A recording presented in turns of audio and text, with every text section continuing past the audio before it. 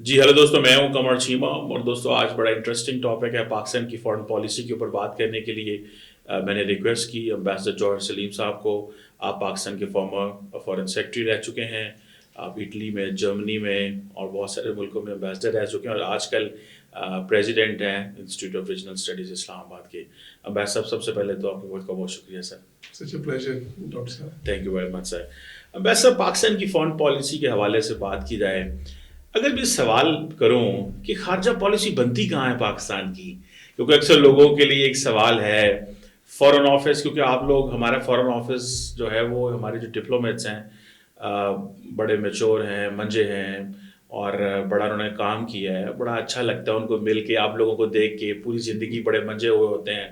تو لارجلی کتنے پرسنٹ ان پٹ جو ہے وہ پارلیمنٹ سے آ رہی ہوتی ہے، کتنا پرسنٹ جو ہے وہ فارن آفس سے ہوتی ہے، اور کتنے پرسنٹ جو ہے آلموسٹ جو ان الیکٹڈ انسٹیٹیوشنز ہیں ان سے آ رہی ہوتی ہے؟ جی پوری دنیا کی طرح اچھا، اور یہ ہر ملک میں ایسے ہی ہے، کسی میں زیادہ کسی میں کم. بٹ جس طرح ہم امریکہ کی مثال لیں تو امریکہ میں بھی جو ہے ان کا ڈپارٹمنٹ آف ڈیفینس اس میں بہت ان پٹ دیتا ہے. ایون حتیٰ کہ سی آئی اے بھی اس میں ان پٹ دیتی ہے، پریزیڈنٹ کا وائٹ ہاؤس نیچرلی. پھر ایون جو وہاں کی تھنک ٹینکس ہیں، جو انٹیلیجنشیا ہے، جو کئی لوگ جس کو اسٹیبلشمنٹ کہتے ہیں قسم کی، کوئی ایک ایسا گروپ جو ہے جو امریکہ کو ان ٹرمز آف جس طرح ہینری کسنجر تھے مثال کے طور پہ، اب ان کا انفلوئنس جو ہے وہ ہر ایڈمنسٹریشن میں رہا ہے فارن پالیسی کے زمرے میں. حالانکہ وہ ویسے تو جو ہے صرف ایک ہی ایڈمنسٹریشن کا حصہ تھے، لیکن وہ اثر اسی طرح دوسرے ہیں. تو پاکستان میں بھی ایسے ہے. فارن آفس ظاہر ہے کہ ممبئی ہے، اس میں پورے ہم جو سفارت خانے ہیں دنیا میں اس کو بھی ہم دیکھتے ہیں، وہاں پہ بھی ہمارے لوگ ہیں، تو پوری دنیا سے ایک قسم کی ان پٹ بھی آپ کو ملتی ہے. پھر فارن آفس میں ہم یہ سارے جو ڈیسک بنے ہیں جس میں ہم مختلف ملکوں کو بانٹا ہوا ہے، دنیا کے مختلف جو ہے نا ریجنز ہیں اور ملک، اس کے بعد تو وہاں سے بھی ان پٹس آتی ہیں. پھر اس کے بعد جو ڈسکشنز ہوتی ہیں فارن آفس کے اب جو ہائی لیولز ہیں ان کی باقی اداروں کے ساتھ، جو دوسرے انسٹیٹیوشنز ہیں جس میں ہماری ڈیفینس اسٹیبلشمنٹ ہے. پارلیمنٹ کا اس میں بہت بڑا ایک رول ہے، تو اس میں پارلیمنٹری جو کمیٹیز ہیں فارن افیئرس کی، سینٹ میں بھی وہ کمیٹیز ہیں. پھر جو حکومت ہوتی ہے اس میں وزیر خارجہ، اب ظاہر وزیر خارجہ تو فارن آفس سے نہیں ہوتے، وہ تو عموماً پولیٹیشین ہوتے ہیں. پھر پرائم منسٹر کا ان کا اپنا کیا ویژن ہے. تو فارن پالیسی ایک مکس ہے جو ان سارے جو ہے نا انسٹیٹیوشن سے، اور پھر صرف ان انسٹیٹیوشن سے نہیں. دیکھیے آئیڈیاز تو بہت سے آپ کے جو ہیں جس طرح آپ کی طرح کے لکھنے والے بھی جو ہیں ان کے آئیڈیاز بھی جو ہیں وہ کہیں نہ کہیں پہنچتے ہیں، اداروں تک بھی پہنچتے ہیں، حکومت تک بھی پہنچتے ہیں. اور جو ادارے ہیں اس میں سارے ہی ہیں، اس میں فارن آفس بھی ایک ادارہ ہے، ہمارا جو ڈیفینس سائڈ ہے وہ بھی ادارے ہیں، جو دوسرے سائڈ کامرس والے اگر ہیں تو وہ بھی ادارے ہیں. بیکاز اس میں کوئی دیکھیں نا فارن پالیسی کن ایشوز کو کور کرتی ہے. وہ صرف سیکورٹی ایشوز کو کور تو نہیں کرتی، وہ آپ کی ٹریڈ کو بھی کور کرتی ہے، انویسٹمنٹ ایشوز کو بھی کور کرتی ہے. وہ اس کے بعد آپ کے جو ریجنل جو ہے نا انٹریکشن ہیں ان کو بھی کور کرتی ہے. آپ کا جو انٹرنیشنل پروفائل ہے اس کو بھی کور کرتی ہے. آپ کی اگر جو ہے نا سافٹ پاور پروٹیکشن ہے تو اس میں بھی آتے ہیں. تو اس لیے یہ it is a complex process, بالکل ایسے جیسے کہ دنیا کے باقی ملکوں میں بھی ہے، بٹ پاکستان میں بھی ویسے ہی ہے. اور یہ تھوڑی سی کچھ غلط فہمی بھی ہے کہ اس میں جو ہے یہ فارن پالیسی کئی بار کہہ دیتے ہیں بہت سے ہمارے آپ کو پتہ ہے میڈیا میں بھی آ جاتا ہے کہ جس میں فارن آفس کا اتنا رول نہیں ہے. تو میں سمجھتا ہوں کہ ایسے نہیں ہے. میں نے فارن آفس میں ہر لیول پہ ہی کام کیا ہے، میں نے اس میں دیکھا ہے کہ کس طرح سے یہ پروسیس جو ہے وہ ایک سب چیزوں کا جو ہے امتزاج ہے، اور اس میں ڈسکشنز جو ہیں اور اس میں کنسلٹیشنز جو ہیں وہ ہر لیول پہ ہوتی ہیں. اور پھر ایک دیکھیں، اور پھر ایک کلچرل چیز بھی ہے. کوئی ہسٹوریکل ایسی لیگیسیز ہوتی ہیں کہ آپ اس سے نکل نہیں سکتے، یا نکلتے ہیں تو اس میں وقت لگتا ہے. تو وہ بھی آپ کی فارن پالیسی، پھر آپ کے جو فارن پالیسی کے سب سے بڑے ڈائنامکس ہیں وہ تو میں سمجھتا ہوں وہ کیا ہے، وہ تو ایسے ہیں جس کا کوئی بھی کچھ نہیں کر سکتا. مثلاً آپ اپنی جیوگرافی تو نہیں بدل سکتے. جو انڈیا سے ہم ایک تھریٹ پرسیپشن ہمیں ہے مثال کے طور پہ، یا بھی جس طرح افغانستان سے اس وقت ہو رہا ہے اور باقی، اب وہ ایسے ہیں کہ وہ گیون ہے، آپ نے انہی کے اندر رہنا ہے. پھر مثال کے طور پہ اگر امریکہ کا ایک فارن پالیسی ہے تو یا چین کی ایک فارن پالیسی ہے، تو اب ان کی فارن پالیسی بھی آپ نہیں تبدیل کر سکتے. تو وہ بھی آپ کی جو ہے نا ایک قسم کی کچھ جو آپ کی حدیں ہیں وہ بھی متعین کر دیتے ہیں کہ باقیوں کی پالیسی کیا ہے. تو اٹس اے بالکل میں آئی گاٹ یور پوائنٹ. لیکن سر میں سب یہ بتائیے گا کہ ہمارے پڑوسی ملک بھارت میں ایک ٹیکنوکریٹ جو ہے یا ایک فارمر ڈپلومیٹ کہہ لیں جو ہے وہ اس وقت فارن منسٹر ہیں. ٹیکنوکریٹ آپ ان کو لیں گے کہ ایز اے پولیٹیشین بھی ہیں, وہ ساری بات ہے. پاکستان میں لارجلی جو فارن منسٹر ہوتا ہے وہ پولیٹیشین ہوتا ہے. آپ کی کیا رائے ہے کون اچھا پلے کر سکتا ہے؟ کیونکہ فار ایگزامپل اگر میں دیکھوں ڈاکٹر جے شنکر جو ہے وہ بڑا کھل کے بولتے ہیں, پوری اپنی بات رکھتے ہیں, بیکاز ان کے پیچھے پورا ایک زندگی کا تجربہ ہے. And then a confidence by a politician, ٹھیک ہے, اور وہ کھل کے اپنی بات دنیا کو بتاتے ہیں کہ this is what I am thinking. اور فارن پالیسی پہ ایک ہی بندہ. آپ کا کیا خیال ہے, ایک ٹیکنوکریٹ زیادہ اچھا چیزوں کو پلے کر سکتا ہے, میسیجنگ کر سکتا ہے, یا ایک پولیٹیشین جو ہے وہ اچھے کر سکتا ہے؟ جی یہ انٹرسٹنگ سوال ہے. بالکل میرے خیال میں اس سے کوئی فرق نہیں پڑتا کہ وہ ٹیکنوکریٹ ہے یا پولیٹیشین ہے. فرق اس سے پڑتا ہے کہ وہ آپ کا جو پوائنٹ آف ویو ہے, آپ کا جو پالیسی جو سی ہے اس کو کنوے کرنے میں کتنا اچھا ہے. کیونکہ آج کی دنیا میں میڈیا کا بھی بہت رول ہے, آج کی دنیا میں پرسیپشنز کا بہت رول ہے. اب وہ جو ہے مثال کے طور پہ میں آپ کو دے دوں کہ ہمارے جو ٹیکنوکریٹس فارم سیکرٹری بھی رہے ہیں, دیکھیں جو ہے جس طرح ایک بہت کامیاب جو تھے آغا شاہی تھے, وہ پہلے فارن سیکرٹری ہوتے تھے. اچھا اسی طرح پھر صاحبزادہ یعقوب تھے, وہ پہلے فوج میں تھے, پھر اس کے بعد سفیر بنے, پھر اس کے بعد, اور یہ دونوں ہی بہت کامیاب تھے. لیکن اس کے علاوہ ایسے بھی رہے ہیں فارن منسٹرز جو ہے پولیٹیشین تھے. پاکستان کے بالکل شروع میں جو فارن منسٹر تھے وہ بھی بہت اچھے تھے. اس کے بعد بیچ میں بھی کئی اور فارن منسٹر آئے جو پولیٹیشینز تھے بہت اچھے. تو اس سے فرق نہیں پڑتا. پاکستان کی اصل چیز یہ ہوتی ہے کہ وہ فارن منسٹر جو دیکھیں, کیونکہ فارن منسٹر کو بنے بنائے بریفس ملتے ہیں. فارن منسٹر کو جو کنسلٹیشن دیکھیں فارن سیکرٹری ہوتا ہے, ظاہر ایک پورا فارن آفس ہے, تو اس میں فارن سیکرٹری کا کام اتنا ٹیکنیکل اس طرح سے نہیں ہے. جے شنکر کو جو ہم دیکھتے ہیں کوائٹ فرینکلی, اور میں یہ بھی کہوں گا کہ جے شنکر ٹھیک ہے کئی جگہ پہ آپ کو لگتا ہے کہ ہاں جی وہ انڈیا کا مقدمہ جو ان سے بڑا اچھا ان کا پوائنٹ آف ویو اپنا بیان کر رہا ہے. لیکن ساتھ ہی ساتھ میں سمجھتا ہوں, پرسنلی میں یہ سمجھتا ہوں کہ جے شنکر آپ کو مجھے بہت سے موقعوں پہ وہ مجھے ضرورت سے زیادہ اگریسو لگتا ہے.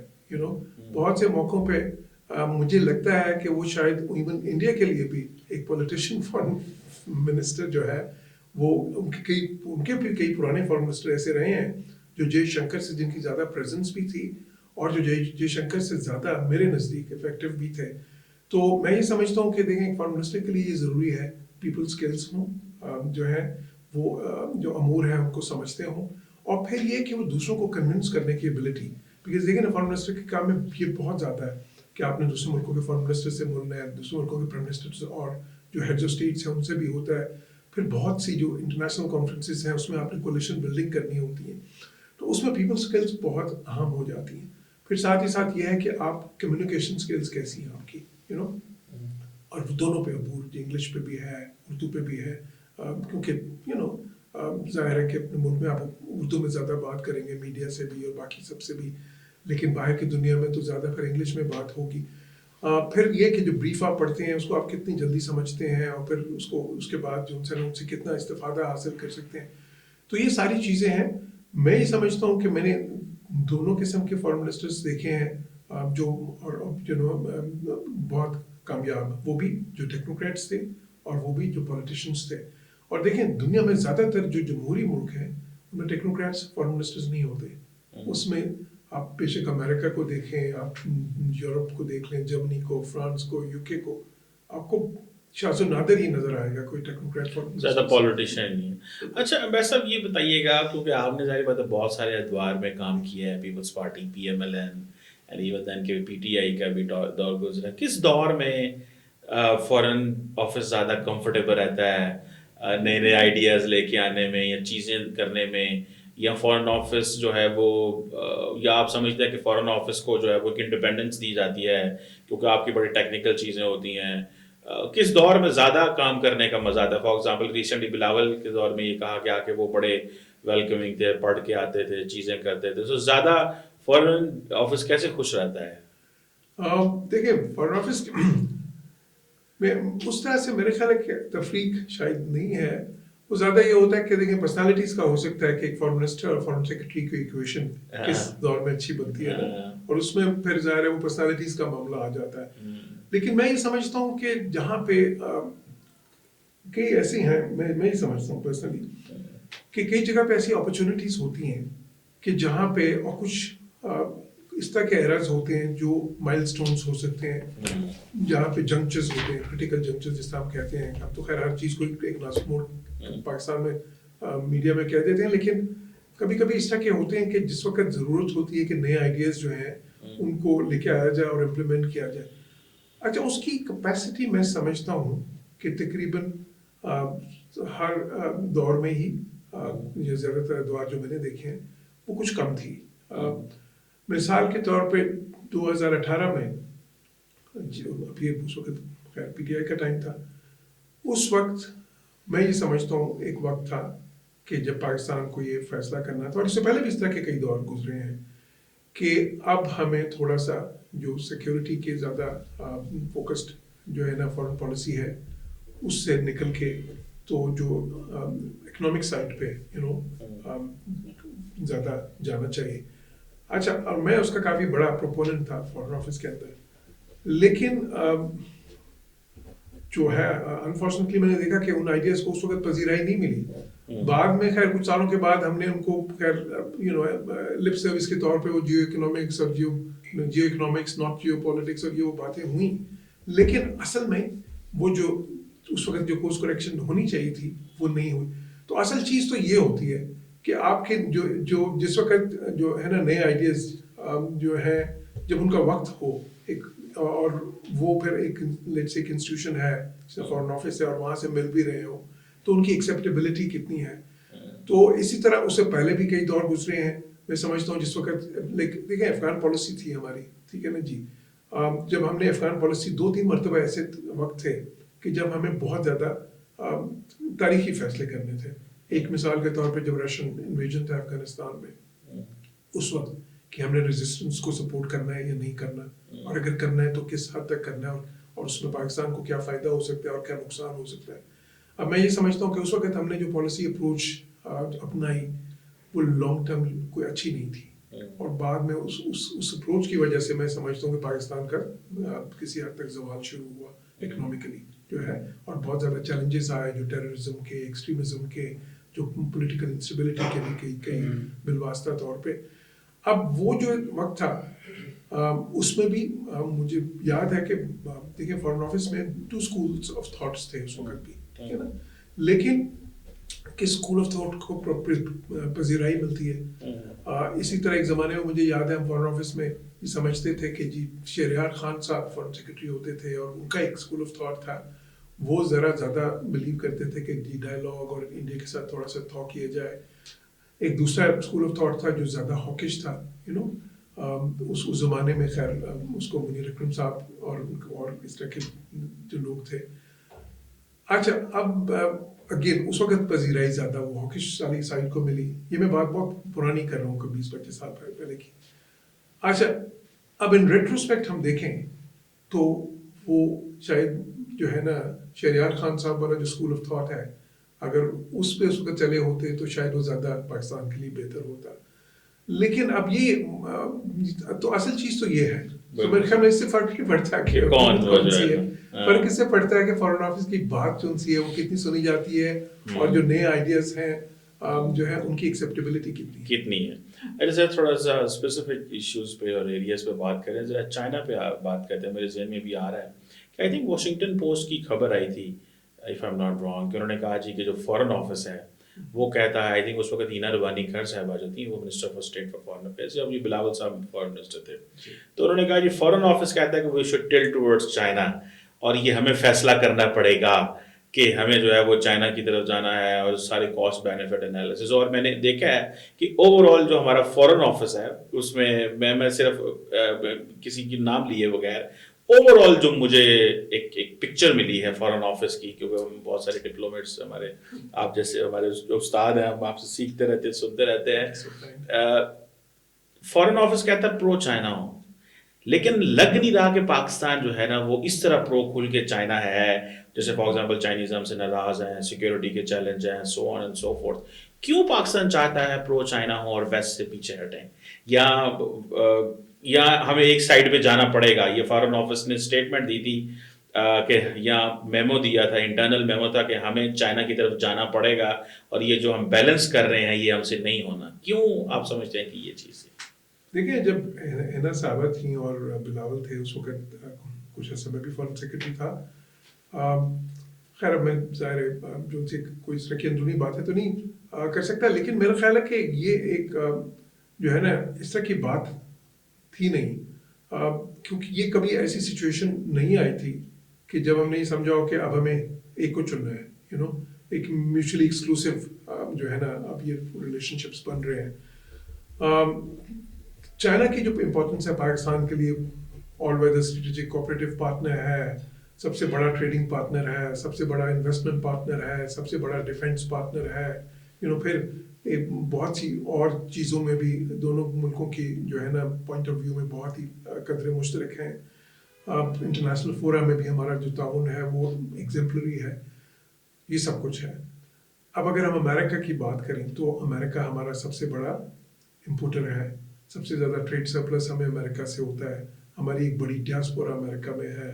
امریکہ سے ہمیں اوور دا ایئرز بہت زیادہ جو ہے نا فائنینشیل ایڈ اور سپورٹ اور ٹیکنالوجی بھی ملتی رہی ہے. امریکن انویسٹمنٹس بھی پاکستان میں شروع کے دنوں میں تو امریکن کمپنیز ہی آتی تھیں زیادہ. پھر یہ کہ انٹرنیشنلی بہت سے زیادہ جو ہے نا اداروں میں، بین الاقوامی اداروں میں تعاون بھی آپس میں رہا ہے. باقی ویسٹ کی اگر بات کریں، جرمنی کی بات کریں، فرانس کی بات کریں، یو کے کی، تو یہ بھی اگین ہمارے سب سے بڑے ٹریڈنگ پارٹنرس ہیں اس حساب سے کہ جہاں سے ہمیں سرپلس ملتا ہے. تو ہمارا جو اگر ہماری ٹریڈ ان ملکوں کے ساتھ نہ ہو تو ہم تو مصیبت میں پھنس جائیں، بیکاز ہمارا جو اصل ایکسپورٹس ہے وہ ساری تو ادھر ہی جاتی ہیں زیادہ تر، یورپ اور امریکہ میں، اور بڑی اچھی کنسیشنل ٹرمز بھی ہمیں ملی ہیں. پھر یہ دیکھیں کہ وہاں پہ بھی ہماری بڑی ڈیاسپوراز ہیں، ملینس میں ہیں. پھر اس کے بعد اگر آپ کے بچے پڑھنے کے لیے جاتے ہیں پاکستان سے تو اس زیادہ انہیں ملکوں میں جاتے ہیں، اور دو کہ اب کچھ چائنا بھی جانا شروع ہیں. دا پوائنٹ از کہ دونوں سائڈس پہ ہمارے تاریخی روابط بھی ہیں اور باقی بھی جو روابط ہے نا. دیکھیں ہر upper middle class family Pakistan میں جو ہے نا اس کا کوئی نہ کوئی فرد جو ہے وہ یورپ یا امریکہ میں ہے، کہیں کا تو بہت زیادہ ہے. سو وہ یہ ایسے جو ہے نا ریلیشن شپس ہیں کہ جو اس میں زیرو سم گیم نہیں ہو سکتی. ہمیں دونوں کو ساتھ لے کے چلنا ہوگا. اچھا پھر یہ کہ ان ریلیشن شپس کی کچھ نوعیت بھی مختلف ہے، تو وہ بھی جو ہے نا، اور ہم بیلنس کرتے رہے ہیں. یہ بیلنس دیکھیں، یہ جو ہے نا یہ مسئلہ تو 60s میں آیا تھا. جب 60s میں تو امریکنز جو ہے وہ چائنا کو اس وقت تو تسلیم بھی نہیں کرتے تھے. تو اس وقت بھی ہمارے چین کے ساتھ وہ روابط تھے کہ جس میں صرف پی آئی اے کی فلائٹس چائنا جاتی تھیں.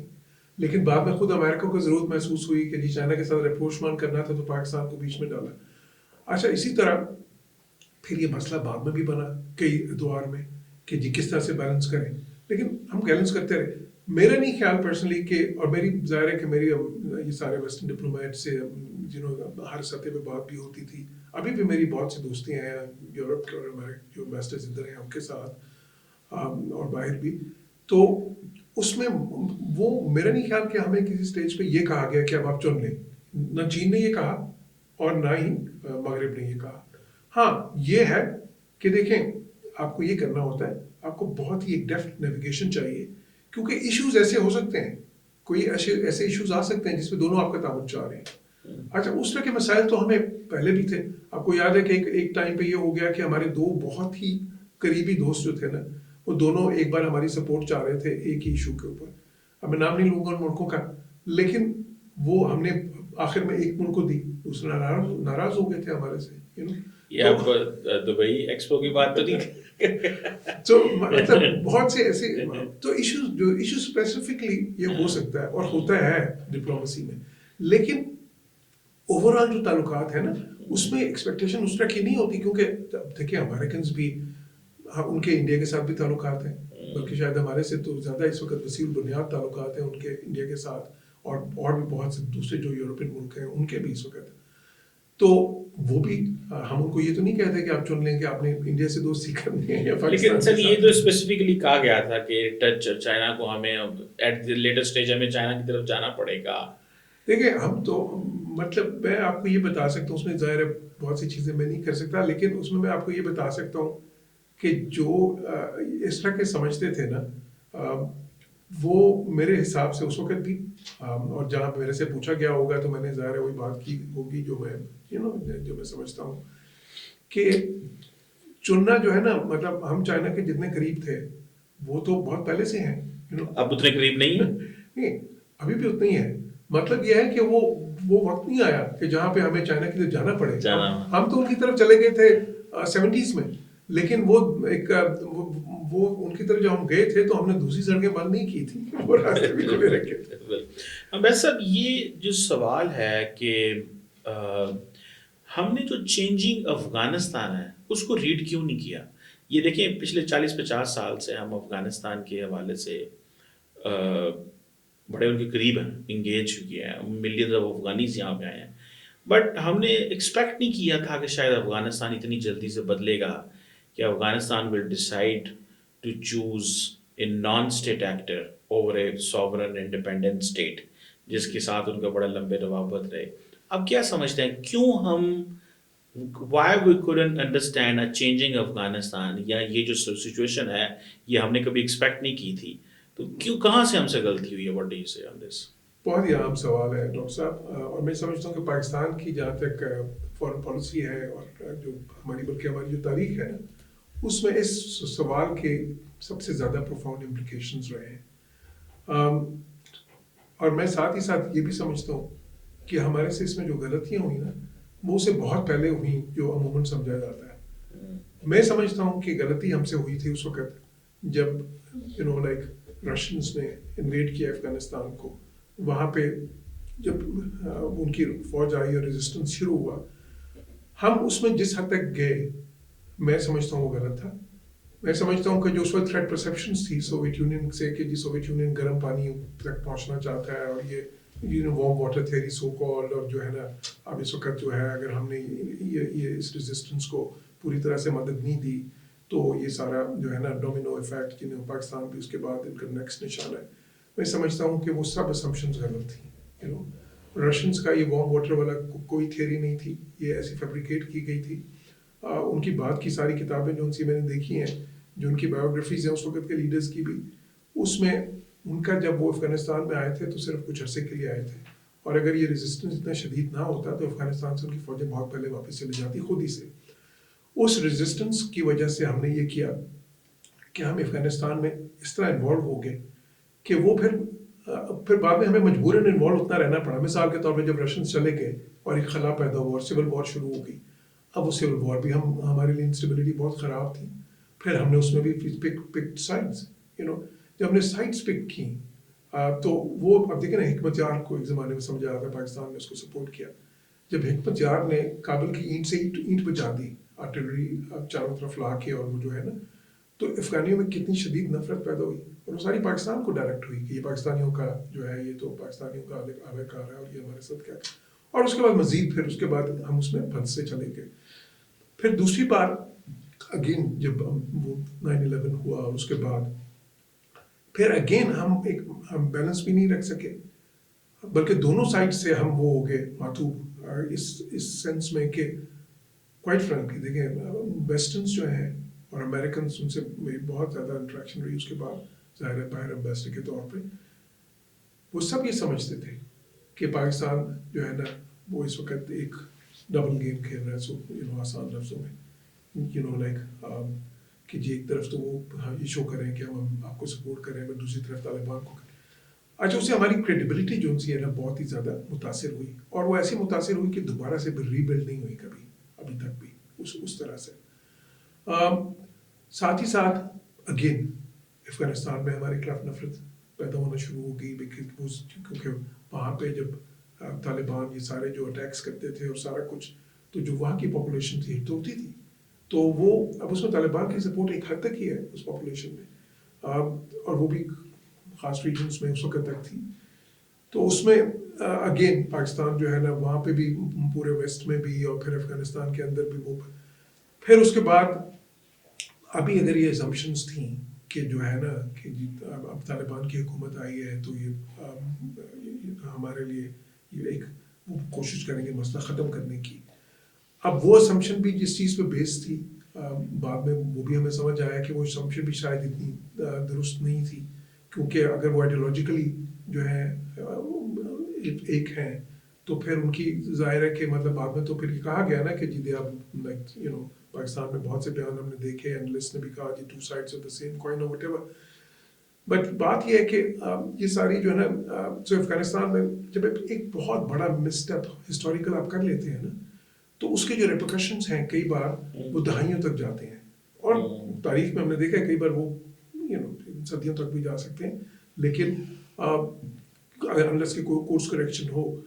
तो, लेकिन देख लें कि उस वक्त से पाकिस्तान संभला नहीं है, यू नो पाकिस्तान में एक्सट्रीमिज्म देखें, टेररिज्म का फेस किया, फिर पाकिस्तान आप देखें कि आप देखें 80s में पाकिस्तान जो है इंडिया से हमारा जीडीपी पर कैपिटा 50% ज़्यादा था इंडिया से, बाकी भी सारे मुल्कों श्रीलंका के अलावा सबसे ज़्यादा था साउथ एशिया में। अभी देखें इंडिया से तो बहुत ही कम है, तकरीबन आधा है इस वक्त, बांग्लादेश से भी बहुत कम है, श्रीलंका से भी बहुत कम है, यू नो जो बाकी भी मुल्क, आप मालदीव से भी बहुत कम है, सब मुल्कों से अगर आप ह्यूमन डेवलपमेंट इंडेक्स की बात करें तो उसमें भी पाकिस्तान बॉटम पे आ जाता है इस वक्त साउथ एशिया में, जो कि खुद दुनिया का एक पसमानदा तरीन रीजन है।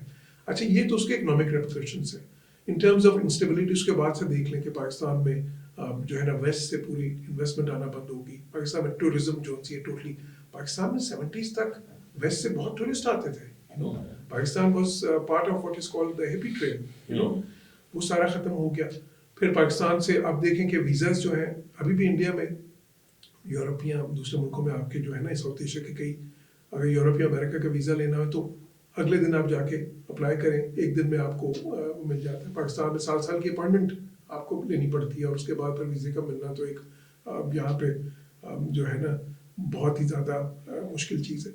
तो हम ये जो है ना तो अफगान पॉलिसी के हवाले से मैं ही समझता हूँ जो हमसे गलतियाँ हुई हैं ना उसका खमियाजा हमने न सिर्फ फॉरेन पॉलिसी में भुगता है बल्कि इंटरनली भी। आप जो है ना उससे हमारी मीशत, अब हम कहते हैं ना $150 बिलियन के इकोनॉमिक लॉसेस, 1 लाख लोग जो है हमारे शहीद हुए वो सारा, लेकिन उसके अलावा फिर ये होता है कि आपका जो देखें, मैं तो इसको भी बहुत आम समझता हूँ क्योंकि आपका जो एक ग्लोबल ब्रांड था, कंट्री ब्रांड था आपका, वो हमारा बहुत ज़्यादा डैमेज हुआ उससे। और आज की दुनिया में कंट्री ब्रांड्स बहुत इंपॉर्टेंट है। आप देखें यूएई जो है या दुबई, कैसे उनके कंट्री ब्रांड की वजह से वहाँ पे कितनी इन्वेस्टमेंट आती है, उनका ब्रांड जो उनसे ना, इटली को देखें या यू नो बहुत से और मुल्कों को देखें, मलेशिया को देखें, यू नो सिंगापुर को देखें, ये वो मुल्क हैं जिनके कंट्री ब्रांड्स बहुत ही स्ट्रॉन्ग है और उसकी वजह से उनके पास इन्वेस्टमेंट भी आती है, टूरिज्म भी आती है, उनके पास जो उनसे ना ट्रेड भी बहुत ज़्यादा उनसे मूव करना चाहते हैं, क्योंकि जब आपका कंट्री ब्रांड अच्छा नहीं होता तो फिर आपसे ट्रेड भी लोग कम करना चाहते हैं, आप इन्वेस्ट तो कोई करना ही नहीं चाहता और टूरिज्म के लिए तो कोई आना नहीं चाहता। तो आज की दुनिया में जो आप इकोनॉमिक लूप है ना दुनिया का एक, और वो अगर आप ग्लोबल इकोनॉमिक लूप में नहीं है तो फिर आप आइसोलेशन में तरक्की नहीं कर सकते।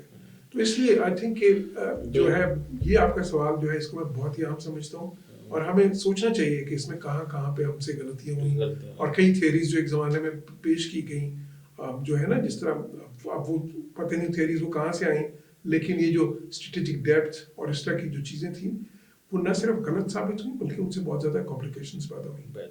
अच्छा मैं सर थोड़ा सा इस बात में क्वेश्चन में मैं थोड़ा सोचता हूँ कि आजकल भारत जो है वो मुस्लिम वर्ल्ड के बहुत करीब है, होता जा रहा है, हो गया है, बल्कि यूएई देखें, सऊदी अरब, इंडोनेशिया, इजिप्ट, और वो हर जगह पाकिस्तान एक ऑलमोस्ट रिप्लेस कर गया पाकिस्तान को। आप क्या समझते हैं, ये भारत ने डेलिबरेटली ये चीज़ की है या भारत की वाकई अब इतनी इम्पोर्टेंट मार्केट है कि उसको मुस्लिम वर्ल्ड इग्नोर नहीं कर सकती? क्योंकि हमारे लिए चैलेंज तो ये है कि वो हमें कश्मीर के इशू के ऊपर भी मुस्लिम world foreign ministers, Owaisi foreign ministers इजलास बुलाने को तैयार नहीं है आफ्टर 35 है 370 रिवोक हुआ। ये हमसे कहाँ पे गलती हुई? क्या हम इररेलेवेंट हो गए मुस्लिम वर्ल्ड के लिए या भारत बहुत ज़्यादा रेलेवेंट हो गया है? कि सुनने में भी रिसेंटली आया था कि इंडोनेशियन प्रेसिडेंट ने पाकिस्तान आना था لیکن انڈیا نے کہا جی ہماری ڈی ہائفنیشن کی پالیسی ہے، اگر آپ ہمارے پاس آ رہے ہیں تو پاکستان نہیں جائیں گے، وہاں پہ آ رہے ہیں تو یہاں پہ نہیں آئیں گے. اس حد تک وہ ڈکٹیٹ کر سکتے ہیں مسلم لیڈرز کو. اس کی کیا وجہ ہے کہ وہ ساری کی ساری مسلم ورلڈ کے قریب چلے گئے ہیں اور ہم step by step Muslim world سے پیچھے ہوتے جا رہے ہیں؟ کیونکہ وہ ہمارا جو ایک فنڈامنٹل کویسچن تھا کشمیر والا، اس کے اوپر بھی آپ ہمارے ساتھ کھڑے ہونے کو تیار نہیں ہیں. جی بالکل. دیکھیں یہ مسلم ورلڈ کے ساتھ ہم نے اپنے ریلیشنز بہت ہی مشکل کے ساتھ اور محنت کے ساتھ بلڈ کیے تھے، اور خصوصاً 70s میں. اس میں کہوں گا بھٹو کا بھی ایک اہم رول تھا. اس سے پہلے بھی جو ہے 60s تک تو وہ ابھی ملک انڈر ڈیولپڈ تھے، اور وہ پاکستان کو بہت ایک جو ہے نا مڈل پاور سمجھتے تھے، اور بڑی عزت تھی پاکستان کی. میں مثال نہیں دینا چاہتا، لیکن اس وقت کئی ایسے سربراہان مملکت ہیں عرب دنیا کے جو وہ پاکستان آتے تھے تو ایوب خان سے ملنا ان کے لیے بہت اعزاز کی بات ہوتی تھی. لیکن 70s میں پھر بھٹو نے سارا جو وہ اسلامک سربراہی کانفرنس بلائی اور بہت ہی زیادہ شٹل ڈپلومیسی کی، اس طرح کی. اس سے ایک دوبارہ سے وہ سلسلہ اور بھی اس سے آگے گیا، جو کہ بلکہ ایک مختلف پیرائے میں پھر گیا، جس میں کہ کافی زیادہ اکنامک لنکیجز بھی بنی، اور جو ہمارے یہ لاکھوں پاکستانی بھی ان ملکوں میں گئے روزگار کے لیے، اور وہاں سے انویسٹمنٹس بھی آئے. لیکن بعد میں جو عوامل بنے وہ کیا تھے؟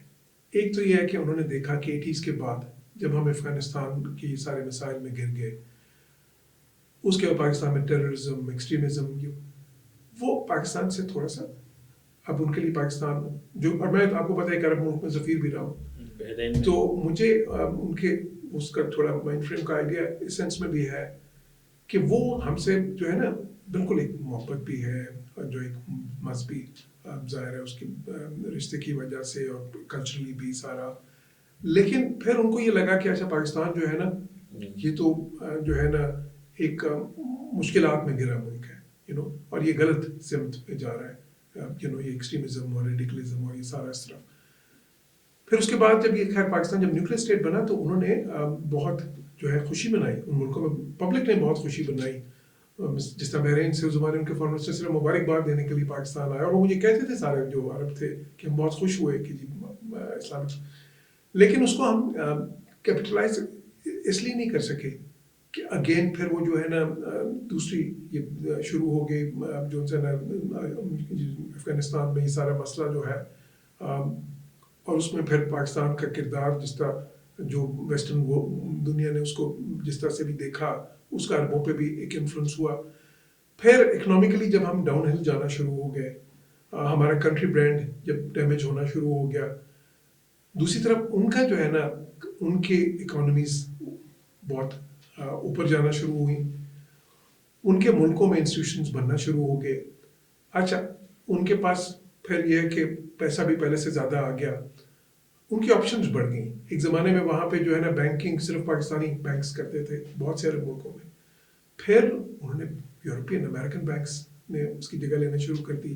اسی طرح ایک زمانے میں انجینئرز وغیرہ ٹیکنیشینز یہ پاکستانی ہوتے تھے بہت زیادہ، پھر اس میں سے کچھ کو ریپلیس کر کے انڈینز آئے، پھر بعد میں یورپینز آئے، پھر امریکنز. ان کو جیسے جیسے پیسہ بڑھتا گیا، دیکھیں انڈیا کا جو اکنامک کلاؤڈ ہے جیسے جیسے بڑھتا گیا وہ انہوں نے اس کو دیکھنا شروع کیا.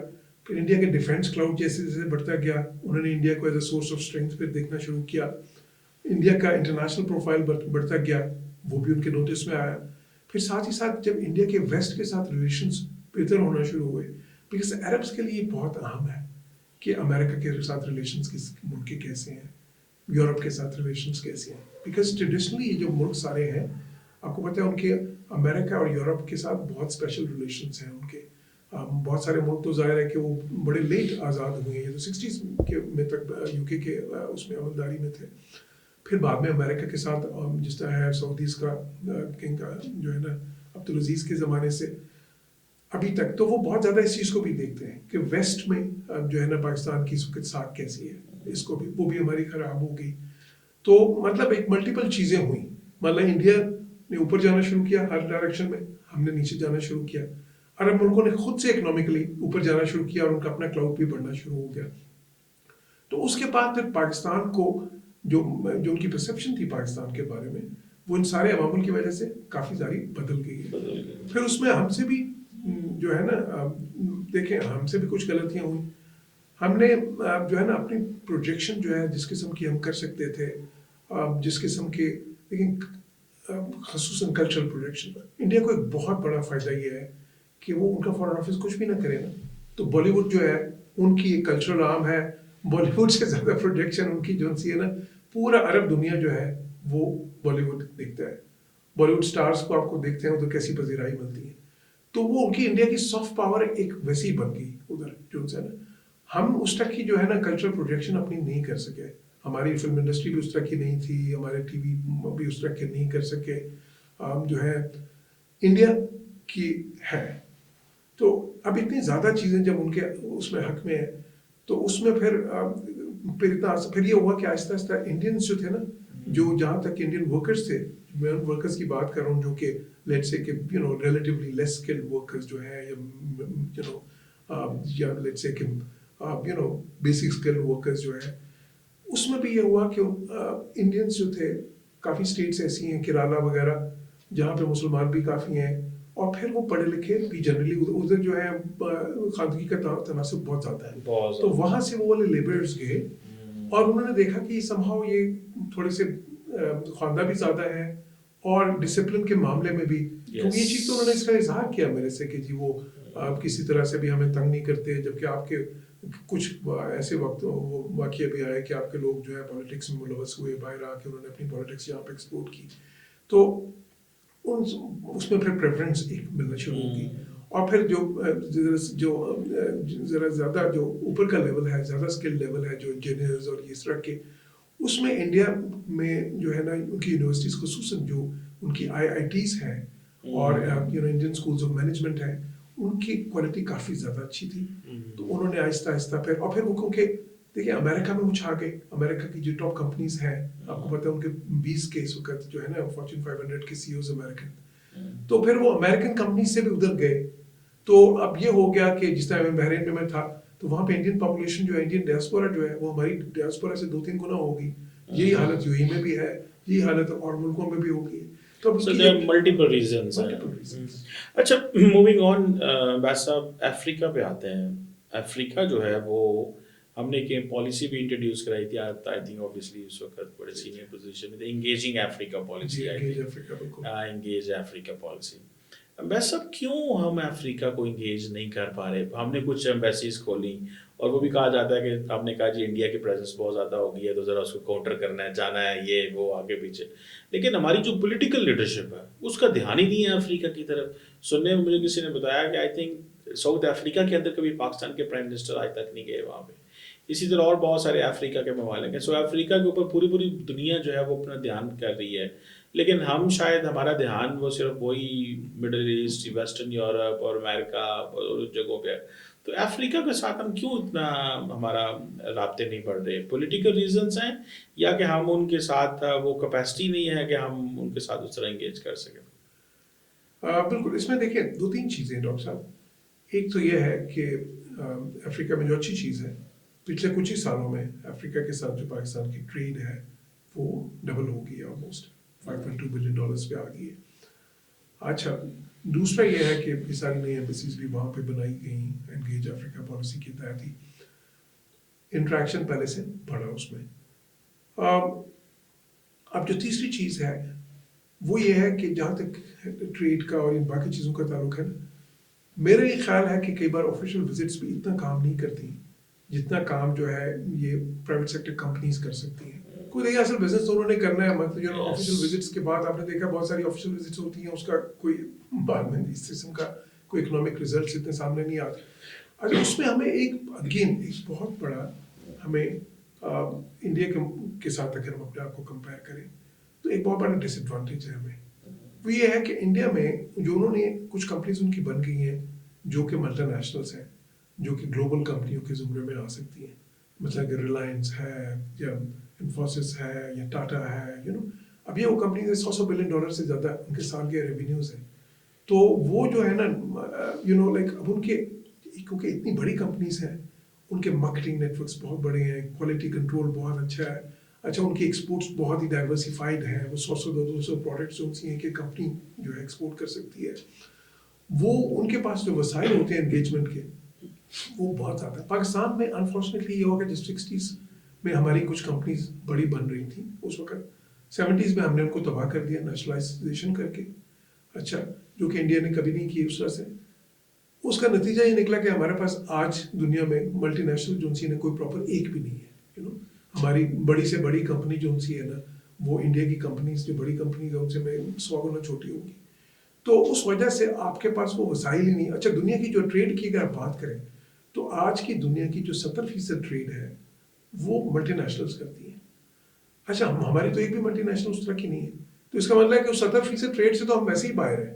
تو ہم تو صرف جو باقی 30% رہ جاتا ہے اس کے لیے لڑ رہے ہیں. اور اس میں بھی ہم ظاہر ہے کہ جب ہمیں کمپیٹ کرنا پڑتا ہے چائنیز چھوٹی کمپنیز کے ساتھ یا یورپین جو اسمال اینڈ میڈیم انٹرپرائز ہے اس میں بھی سائز کا بڑا فرق آ جاتا ہے. مثال طور پہ جرمنی میں کہیں گے جی مڈل جو ہے نا ایک مڈل لیول کمپنی جو سی ہے نا وہ کہیں گے جی لیس دین 10,000 امپلائیز.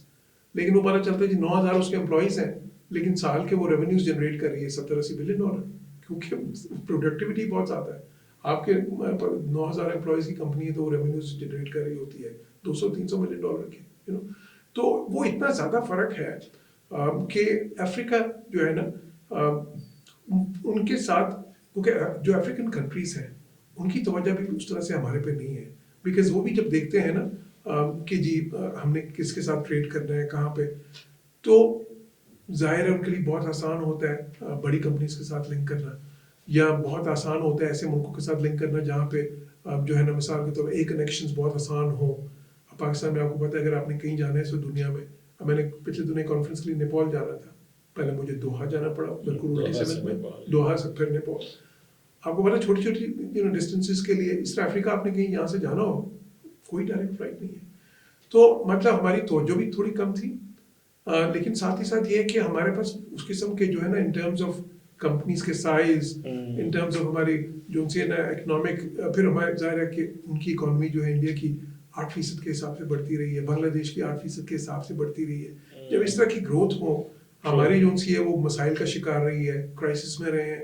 پھر آپ کا انٹرنیشنل امیج بھی ایون افریقن کنٹریز بھی جب پاکستان کا سوچتے ہیں تو وہی جو میں نے امیج کی بات کی ایک کنٹری برانڈ کی بات کی سوچتے ہیں اچھا پاکستان وہاں پہ تو بڑے خطرے ہیں وہاں پہ تو ٹیررسٹ ہیں وہاں پہ تو چائنیز سیف نہیں ہے تو وہ کہیں گے جی وہ تو اس میں پھر تو یہ سارے جو اس کی وجہ سے وہ اتنا آسان نہیں ہے جو ہے نا ان کے ساتھ. لیکن پھر بھی چلیں مطلب ایک چھوٹے بیس سے ہم نے شروع کیا لیکن چلیں کوئی کچھ ریزنیبل نمبرز پہ آہستہ آہستہ.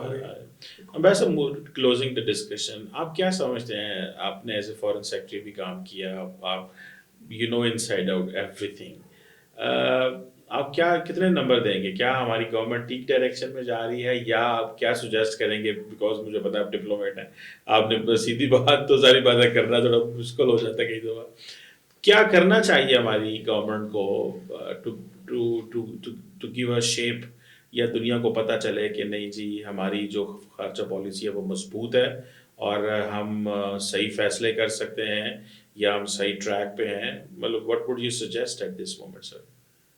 جی ڈاکٹر صاحب میرے خیال میں ایک تو بہت سی میں اس پہ کہتا بھی رہا ہوں ایک تو دیکھیں جب تک ہم اپنا کنٹری برانڈ بلڈنگ کریں گے نا تو تب تک جو ہے دنیا ہمیں اس طرح سے کیونکہ آپ کے بیانات سے تو نہیں دنیا آپ کو دیکھتی وہ تو انہوں نے اپنی پرسیپشن ایک جو ہوتی ہے اور وہ جو کہ ایک لانگ ٹرم پروسیس ہے اس کے حساب سے دیکھتے ہیں. لیکن ہماری جو پالیسیز ہیں اس میں 2-3 چیزیں نظر آنی چاہیے. ایک تو یہ ہے کہ ہمیں انٹرنیشنلی نا ہماری فارن پالیسی کو مطلب اس کو وہ ایسے ہو کے لگے کہ جی ہم we are a responsible state. دوسری یہ ہے کہ ظاہر ہے کہ جو آپ کے کریڈینشلز ہوتے ہیں ایز اے ڈیموکریٹک کنٹری وہ بھی عام ہوتے ہیں. تیسرا یہ ہے کہ آپ کا جو ہے ملک کے اندر جو دیکھیں ویسٹرنز ہیں تو یہ دیکھیں گے کہ پاکستان میں جی مائنورٹی رائٹس کا ہے دوسری چیزوں کی وہ دیکھتے ہیں. پھر اس کے علاوہ یہ دیکھتے ہیں کہ پاکستان کی سوسائٹی میں وائلنس کتنا ہے سیکیور کتنے ہیں یہ ساری چیزیں جو ان سی ہیں کیونکہ کچھ تو آپ کو ہمیں اندرونی طور پہ یہ چیزیں we have to set our house in order and then we have to project it as well outside. تو اس میں میرے خیال ہے ہمارے جو چیلنجز ہیں اور اگر آپ فارن پالیسی کے زمرے میں دیکھیں تو اگین چیلنج یہ ہے کہ کس طرح سے ہم نے ایکچولی اب یہ اور یہ آسان نہیں ہے اس لیے کہ پاکستان کو دیکھیں یہ میں نے بڑا انٹرسٹنگ دیکھا کہیں انٹرنیٹ پہ انہوں نے ایک کمپیریزن کیا ہوا تھا کہ دنیا میں سب سے زیادہ مشکل جغرافی کس کی ہے سیکورٹی کے حساب سے تو پاکستان واز نمبر 1. تو وہ ایک پرابلم وہ بھی ہے, لیکن پھر بھی ہمیں جو ہے نا فارن پالیسی میں ڈائریکشن اپنا یہ بنانا ہے کہ جس میں ہمارا مقصد ہو کہ پاکستان نے ایز این ایمرجنگ اکانومی جو ہے نا بیسیکلی ٹوٹل فوکس ہمارا جو سا اکنامکس سائڈ پہ ہو. اب وہ ہم نے دیکھنا, دیکھیں میں اس میں اگر بالواسطہ کہوں تو جب چین میں ڈینگ شاؤپنگ نے جب یہ ڈیسائیڈ کیا کہ اچھا جی چائنا کو جو ہے نا اکنامکلی ہم نے اس کو بلڈ کرنا ہے, اب باقی ساری چیزیں جو ان سے اتنی اہم نہیں ہیں, تو سب سے پہلے انہوں نے پتہ کیا کیا, وہ سے سارے کانفلکٹس جو تھے چائنا کے اراؤنڈ چائنا سارے وہ لٹرلی فریز کر دیے, اور اس نے اپنی فارن پالیسی جو سی بالکل چینج کر دی. وہ فارن پالیسی جو پہلے بڑی سیکورٹی فوکس تھی اور جس میں چائنا ہمیشہ لگتا تھا کہ یہ مظلوم ہے اور چائنا جو ایک لڑ رہا ہے امپیریلزم سے, اس ساری چیزوں کو نکال کے نا انہوں نے یہ کہ جی چائنا ایک غریب ملک ہے جس نے جو ہے نا اکنامک ڈیولپمنٹ میں فوکس کرنا ہے اپنا, مطلب لٹرلی ٹاکنگ پوائنٹ سب کچھ ہر اپنا جو ہے نا اس کے حساب سے اگلے 20-25 سال رکھا, فوکس بھی اس پہ کیا اور پوری دنیا کو تاثر بھی یہی دیا کہ جی ہمارا اس وقت باقی یہ نہیں ہے مقصد. اور واقعی انہوں نے واقعتاً بھی کانفلکٹس فیس کیے.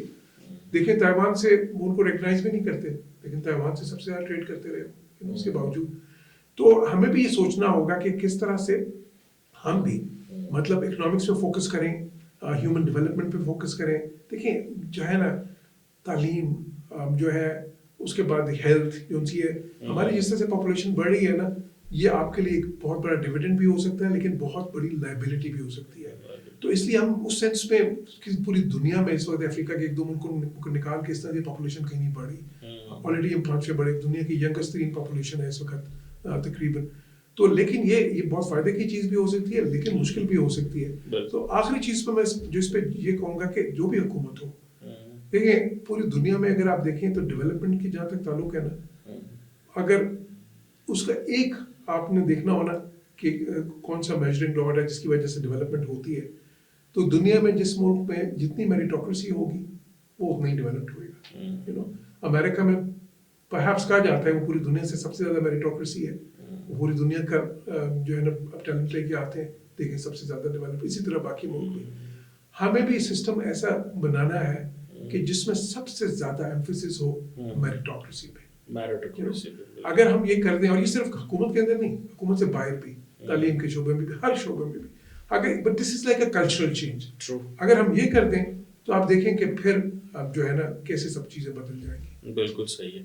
Thank you very much ambassador George Saleem sahab, sir بڑا مزہ آیا, اور میں نے تھوڑی ڈفرینٹ انداز سے ڈسکشن کرنے کی کوشش کی, مختلف ایریاز کو ہم نے ٹچ کیا.